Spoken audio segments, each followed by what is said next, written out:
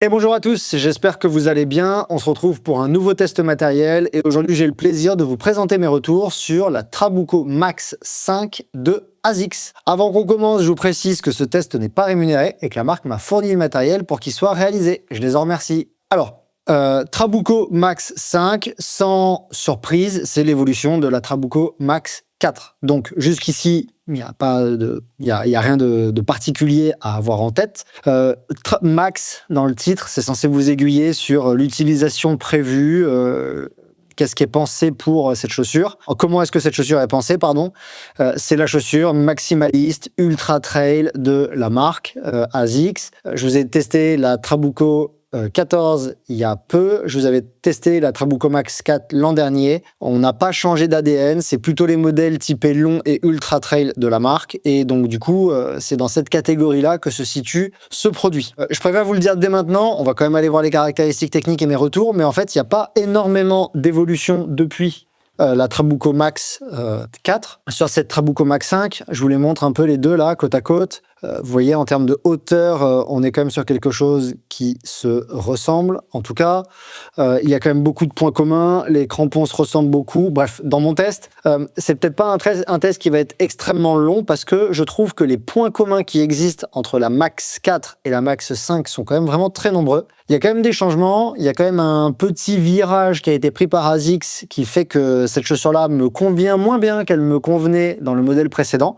Mais c'est vraiment quelque chose de très personnel qui n'est ni positif ni négatif. Je vous explique ça dans quelques instants. On commence par ses caractéristiques techniques. Alors, c'est une chaussure qui pèse 302 grammes en 42 hommes, environ 13 grammes de moins que la Trabuco Max 4.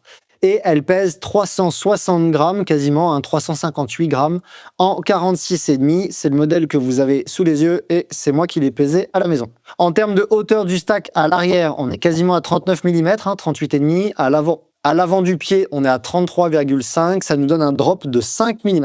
Concernant le mesh, alors c'est quelque chose qui est très souvent reproché à ASICS. Là, on est toujours sur un mesh synthétique engineered mesh avec certains renforts à certains endroits. Là, par exemple, vous le voyez ici, on a une des structures qui permettent un renfort du mesh. Là, cette partie-là. On a d'autres petits renforts à certains endroits, comme vous le voyez ici. Ça, c'est une petite bande de renfort. Là aussi, on en a une à l'intérieur qui a été ajoutée. Donc, c'est le mesh ASICS. Je peux pas, on en reparle après, mais là de suite, je peux pas vous dire dans quelle mesure est-ce qu'il est complètement différent de ce qu'il y avait avant ou pas. J'ai l'impression qu'il a un petit peu évolué. C'est tout ce que je peux vous dire pour l'instant. Et on peut voir juste qu'il est respirant parce que vous le voyez là, il y a des petites structures alvéolées aérées à l'avant du mesh. Concernant ces lacets, ce sont des lacets classiques et plats. Ils ont absolument rien de particulier. Ils sont pas rugueux, rien du tout. C'est juste des lacets plats.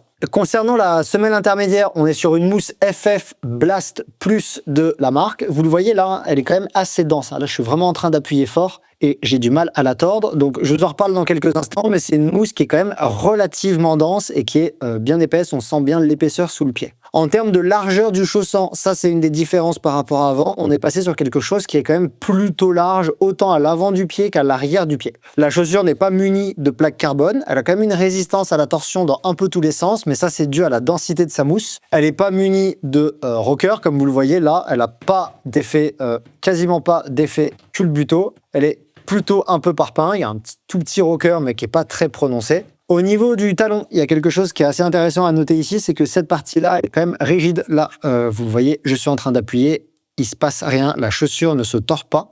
En haut, c'est souple, en bas, ça ne bouge pas. Là, on peut appuyer et on peut appuyer également ici, ça ne se tord pas. Donc, il y a une espèce de coque talon qui est rigidifiée. Au niveau du collier, pour l'accueil de la chaussure, ici, on le voit, hein, il y a une structure qui est rembourrée et moelleuse. C'est ce que je vous montre là, ici également. Vous voyez. Et la languette, vous la voyez ici, elle n'est pas spécialement doublée, elle n'a rien de particulier. C'est une languette qui est quand même assez fine et qui n'a pas de structure rembourrage particulier. En termes de prix catalogue, c'est une chaussure qui est proposée à 180 €. Alors déjà, dans quelle catégorie je la mets cette chaussure? Sans trop de surprise, et c'est à ça qu'elle m'a le plus fait penser à l'utilisation. Je trouve qu'elle ressemble beaucoup, elle a beaucoup de points communs avec la MTL Adapt, avec la Ultra Glide 3 de Salomon et avec la S-Lab Ultra Glide 1.5 de Salomon également. C'est des chaussures qui vont avoir beaucoup de points communs, on est à peu près sur la même hauteur de stack, on est à peu près sur le même fit. Les plus fitées dans celle que je vous présente ici, ça va être ces deux-là. La largeur là ces deux-là vont avoir une largeur qui est assez similaire et la largeur par contre de la Trabuco Max 4 est beaucoup moins prononcée. C'est certainement la Trabuco Max 4 la plus fine de toutes celles que je vous présente ici et celle-ci, ça doit être avec... et celle-ci, je pense, la Trabuco Max 5, c'est la plus large. Donc ça, déjà, c'est un point d'évolution qu'il faut savoir. Par rapport à la Trabuco Max 4, il y a eu un élargissement considérable, le fit a considérablement changé sur la Max 5. En fait, la Trabuco, c'est ce que je vous disais avant, que celle-ci me convient peut-être un chouïa moins. En fait, j'ai vraiment énormément de place dans cette chaussure, exactement comme dans une Trabuco 14 que je vous ai testée il y a pas très longtemps. Et du coup, j'ai un peu moins perdu en maintien, j'ai perdu en fit parce que je nage clairement, mon pied il peut bouger un petit peu dans tous les sens parce que la chaussure s'est considérablement élargie et moi j'ai un pied fin. Alors c'est pas grave, celle-ci avait un fit fin, la Trabuco Max 4, donc j'étais bien dedans. La Max 5 elle s'est élargie, je suis moins bien dedans, c'est ni positif ni négatif, ça doit correspondre à une demande que le marché représente, peut-être des gens qui souhaitaient une paire de chaussures plus large. Voilà, en tout cas, on avait quand même sur la Trabuco 14 une chaussure qui était large, on avait et 13 une chaussure qui était plutôt large, moi j'étais pas très bien dedans parce que justement j'avais trop de place. La Trabuco Max 4 était fine, moi je pouvais l'utiliser et du coup peut-être que les utilisateurs ASICS habituels ont souhaité retrouver la largeur de la Trabuco dans la Trabuco Max 4. C'était pas le cas et donc la Trabuco Max 5 a été élargie pour répondre à cette demande, je pense. Au niveau du confort, on est assez proche de tous les modèles que je vous présente là. La mousse a été quand même un petit peu ramollie par rapport à cette version-là et on se retrouve sur une mousse qui, je trouve, en termes de sensation sous le pied, est assez proche de ce que propose la Ultra Glide 1.5, assez proche de ce que propose la Ultra Glide 3. Assez loin quand même, ça s'est éloigné de ce que propose la Merrell MTL Adapt. Celle-ci, elle était proche parce que les deux avaient une mousse qui était quand même assez raide. La ASICS, la Trabuco Max 5, elle a quand même quelque chose qui s'est ramolli. On a une mousse plus souple, plus moelleuse par rapport à la version précédente. C'est un peu plus confortable. Il y a des gens qui aiment, il y a des gens qui aiment moins. Moi, je sais que ça me convient, mais je préfère les amortis plus raides. Donc voilà, en termes de mousse, ça a gagné un petit peu en moelleux par rapport à la version précédente et on se rapproche, je trouve, de quelque chose comme peut proposer la Ultra Glide, la S-Lab Ultra Glide 1.5. Concernant le confort du pied de manière un peu générale, donc pas juste ce qu'on a dessous, mais autour du pied, j'ai presque trouvé ça dommage qu'il n'y ait pas autant de structures douces, moelleuses, amortissantes comme ça a été fait dans celle-ci. Typiquement, je trouve que la languette, presque ça m'a surpris parce que tout le reste est super confortable. La languette, elle est super fine. On peut même sentir un peu les lacets sur le bout du coup de pied. Donc ça c'est un peu dommage. Peut-être que si vous voulez prévenir ça, vous pouvez faire un choix pour des chaussettes un petit peu plus épaisses. Au niveau du talon, là c'est quand même très agréable, très confortable et c'est très généreux. Le rembourré qui est présent à l'arrière du pied, c'est très généreux, très moelleux, donc ça il n'y a pas de problème, c'est agréable. Sur le coup de pied, moi j'aurais bien aimé quelque chose d'un peu plus moelleux, un petit peu plus amortissant dans la catégorie de la chaussure qui se rapproche peut-être du coup un peu plus de ce que propose la S-Lab Ultra Glide 1.5. En termes de stabilité, c'est une chaussure qui est haute, elle est à 40 mm de stack. C'est exactement pareil qu'une S-Lab, quasiment 40 mm, hein. C'est quasiment pareil qu'une S-Lab Ultra Glide 1.5, c'est quasiment pareil qu'une MTL Adapt, donc c'est une chaussure qui est haute, et comme moi, dedans, je nage un peu, j'ai trouvé qu'en termes de stabilité, c'était moyen. C'est une chaussure qui est large, je suis pas sûr, elle est pas par définition instable, parce que justement, cette grosse largeur, ça en fait pas une chaussure qui est très fit, qui est très fine, donc on n'a pas un effet bateau gauche-droite, entre guillemets. Néanmoins, c'est une chaussure qui est haute, donc en fonction des situations, si vous êtes sur un terrain qui est accidenté, qui est pas très stable, où il faut des appuis qui soient bien précis, je trouve qu'il y a quand même une tendance à avoir la chaussure qui peut bouger un peu. Est-ce que c'est lié au fait que moi, je manquais beaucoup de maintien de la chaussure, du pied par la chaussure? Est-ce que c'est lié au fait qu'elles sont vraiment hautes et que du coup, ça peut basculer un petit peu? Je sais pas trop. Sur des sentiers larges, des sentiers faciles, du terrain qui est pas technique en montagne, j'ai aucun problème. Je sais très bien, je l'ai utilisé dans ces conditions-là. Il n'y a pas de crainte à avoir, tout va bien, elle est stable, etc. C'est sur des chemins un peu plus accidentés que je me demande si c'est pertinent et où je trouve que la MTL Adapt était un peu plus précise, pas précise, un peu plus stable en latéral, je ne saurais pas vous dire pourquoi, que la Trabuco Max 5. Donc, niveau stabilité, il vaut peut-être mieux privilégier une utilisation sur des terrains qui sont peu accidentés, plutôt roulants, plutôt faciles, montagneux, mais pas de problème pour ça, mais plutôt roulant, plutôt facile que sur des terrains très montagneux. Alors, en termes de dynamisme, c'est pas une chaussure qui a beaucoup de rocker, hein. On n'a pas un accompagnement de la foulée qui est très prononcé comme le propose la MTL Adapt avec un rocker qui est vraiment super perceptible. Donc, bon, il n'y a pas cet accompagnement de la foulée. Par contre, je trouve que la mousse, elle est un peu plus dynamique que sur la version numéro 4. La numéro 5 est un peu plus dynamique, ce qui est pas désagréable. L'ancienne, elle était un peu raide et épaisse, mais elle avait vraiment zéro dynamisme et il n'y avait pas de rocker pour compenser ce manque de dynamisme de la mousse. Là, il y a eu, je trouve, une petite amélioration de ce côté-là, un côté un peu plus bouncy, un petit peu plus rebondissant, et ça, c'est quand même plutôt agréable. C'est pas ultra dynamique non plus, mais il y a quand même cette sensation de léger rebond, de léger retour, et c'est plutôt plaisant. Maintenant, il faut garder en tête que c'est toujours une chaussure qui est lourde, qui est grosse, et ne vous attendez pas à une chaussure qui est vraiment dynamique, avec laquelle vous allez pouvoir courir des 20 ou 30 km à fond. Clairement pas. Même s'il y a cette sensation qui s'est un peu améliorée et qui rend la mousse un petit peu plus agréable dessous, c'est pas non plus une chaussure qui est dynamique et qui va vous proposer un renvoi d'énergie. En termes de précision, c'est pas une chaussure précise, je trouve. Elle ne permet pas de faire ces poses de pied des fois un peu précises comme on peut avoir sur des rebords de cailloux ou quoi pour quand on fait quand on est sur des sentiers qui sont plutôt accidentés, plutôt alpins. Elle n'est pas pensée pour ça. Aucune des chaussures que je vous présente ici ne l'est. La plus précise, ce serait celle-ci, mais c'est pas non plus un exemple de précision. Je l'avais dit dans son test, si vous voulez vraiment quelque chose de précis, il faut aller sur une autre chaussure. Donc voilà, il y a quand même énormément de sensations sous le pied qui sont gommées sur la Trabuco Max 5. On ressent pas grand-chose. Et donc, il faut avoir en tête que, moi je vous conseille en tout cas que si vous voulez de la précision, ne comptez pas sur cette chaussure. Si vous évoluez sur des terrains, vous êtes souvent amené à poser vos pieds comme en Beldon, à poser vos pieds sur des petites surfaces pour crapahuter, etc. Ne pensez pas à cette chaussure-là, elle ne sera pas faite pour vous. Si vous êtes plutôt sur des sentiers qui sont faciles à pratiquer et faciles à courir en montagne, là vous serez content d'avoir cette chaussure-là. Concernant l'accroche, en fait, exactement comme la semelle que la 4 proposait, on n'a aucune différence, je vais vous le montrer ici, on n'a aucune différence de semelle entre les deux. C'est exactement les mêmes dessins, comme vous le voyez là. On a vraiment exactement le même dessin à l'avant comme à l'arrière de la chaussure, hein. Il n'y a vraiment aucune différence, tout est pareil. Donc, c'est exactement la même accroche qu'avant. Moi, je mets ça dans la catégorie des accroches moyennes. C'est une accroche qui est OK.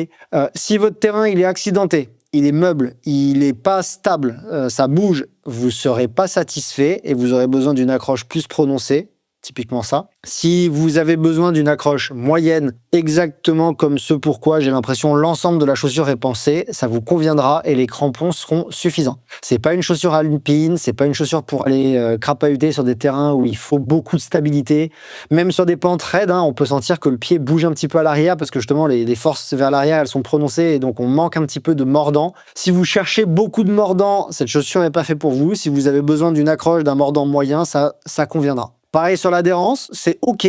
J'ai pas eu de mauvaise surprise avec. Je trouve que le ASICS Grip, j'en avais déjà parlé dans d'autres tests, je trouve que le ASICS Grip fait partie des grips qui ont une bonne adhérence. Je l'ai dit dans le test de la Trabuco 14 que j'ai fait là il y a très peu de temps, que j'ai sorti sur la chaîne il y a très peu de temps. Typiquement, quand on compare avec un contact grip de Salomon ou quoi, je trouve que le ASICS Grip est plutôt dans la catégorie des bonnes adhérences. Donc, et ben là, de ce côté-là, c'est OK aussi. C'est cool. L'adhérence est bonne. J'ai pas eu de mauvaise surprise. Pourtant, j'ai couru avec sur surface très mouillée, etc. Sur surface boueuse, ne vous attendez pas à des miracles, mais ça c'est plutôt lié à de l'accroche, à la profondeur des crampons. Par contre, typiquement, vous posez vos pieds sur un caillou mouillé, une souche mouillée, vous n'avez pas l'impression de glisser, une sensation de savonnette, comme d'autres chaussures peuvent avoir. Donc, pour moi, là-dessus, c'est OK. Défaut, point négatif. Je sais pas trop si j'en ai à vous dire.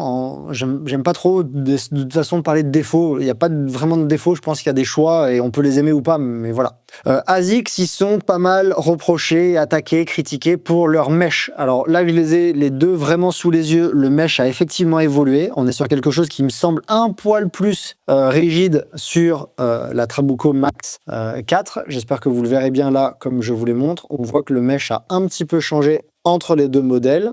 Moi, quand je vous fais des tests matos, je suis incapable de vous parler de durabilité des chaussures parce que je les pousse à une centaine, 120 km, 140 des fois avant de vous faire la vidéo. Je vais jamais plus loin. Normalement, même s'il y a un défaut sur un mesh, il devrait pas péter en 100 ou 120 bornes. Donc c'est difficile pour moi de vous parler de durabilité là-dessus. J'espère que le mesh a évolué pour répondre aux critiques qu'on peut lire sur Internet concernant le mesh des Trabuco. et des Trabuco Max. C'est pas un défaut, mais il faut du coup noter qu'il y a une évolution dans une certaine direction. Si vous aimiez beaucoup l'ADN de la Trabuco Max 4, vous n'allez pas le retrouver dans la Max 5. Si vous aimez l'ADN de la Trabuco 13 et 14, vous allez le retrouver dans la Trabuco Max 5 en version maximaliste. Le choix a été d'élargir la chaussure, de faire quelque chose de plus large, ok, d'un peu plus moelleux sous le pied, et donc si c'est ce que vous recherchez, vous allez le retrouver et ça vous conviendra. Je trouve toujours que c'est des chaussures qui sont lourdes quand même, 350, quasiment 360 grammes dans ma pointure, je trouve que c'est toujours lourd, mais voilà, pour les personnes à qui elle est destinée, je pense que ça convient. Parce qu'en fait, pour qui est-ce qu'elle est destinée, cette chaussure? Pour moi, pour des coureurs d'ultra, vraiment pour des coureurs d'ultra trail, peut-être de trail long, mais fin de peloton, de trail long, pour des personnes qui veulent absolument en priorité un maximum de confort, un maximum de protection, un amorti qui est très prononcé, très généreux, qui veulent que les sensations sous le pied soient gommées, qu'ils ne puissent pas ressentir des cailloux qui viennent taper ou quoi. Donc vraiment, maximaliste à fond, beaucoup de protection, beaucoup d'amorti, beaucoup de moelleux, beaucoup de confort pour passer de longues heures dedans sans avoir besoin de changer de chaussures. Pour moi, c'est plutôt une chaussure destinée du coup à des personnes qui sont milieu fin de peloton sur des trails longs et des ultra trails. Si demain on me dit tu vas passer 40 heures dans cette chaussure-là, ça me choque pas, exactement comme c'était le cas dans celle-ci. C'est des choix qui sont faits pour justement qu'on puisse être bien dedans sur de la très longue distance en sacrifiant d'autres choses, typiquement le dynamisme, typiquement la légèreté. Et donc, si vous voyez dans cette chaussure ça, je pense que vous serez satisfait de ce que le modèle vous propose. Ne recherchez pas, pour moi, pour quelle utilisation, il ne faut pas l'imaginer. Ne cherchez pas une chaussure pour courir vite, pour faire des courses qui vont faire, je sais pas, 5-6 heures rapides, 7-8 heures rapides, avec de la foulée qui déroule, etc. Ça ne vous conviendra pas et ce n'est pas le but de la chaussure.